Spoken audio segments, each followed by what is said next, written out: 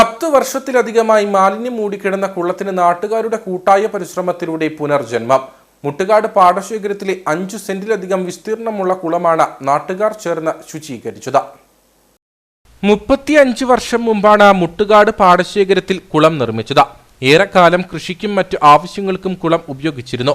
വേനൽക്കാലത്ത് മേഖലയിലെ പ്രധാന ജലസ്രോതസ്സും ഇതായിരുന്നു. കുട്ടികൾ നീന്തൽ പഠിക്കാനും ഉപയോഗിച്ചു. എന്നാൽ പിന്നീട് മധ്യപസംഘം ഇവിടെ പതിവായി തമ്പടിച്ചതോടെ കുളം ഉപേക്ഷിച്ചു. കടുത്ത വേനലിൽ സമീപത്തെ ചെറു ജലസ്രോതസ്സുകളെല്ലാം വറ്റിവരേണ്ടതോടെയാണ് കുളം ശുചീകരിക്കാൻ നാട്ടുകാർ തീരുമാനിച്ചത്.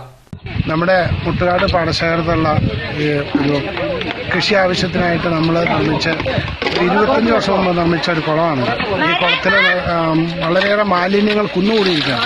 ഈ മാലിന്യങ്ങളെല്ലാം ഇവിടെയുള്ള ഒരു സംഘം യുവാക്കളുടെ നേതൃത്വത്തിലും നമ്മളിത് മാലിന്യമുക്തമാക്കിയിട്ട് അവിടെ ഒരു നല്ലൊരു കുളമാക്കി മാറ്റിയിട്ടുണ്ട്.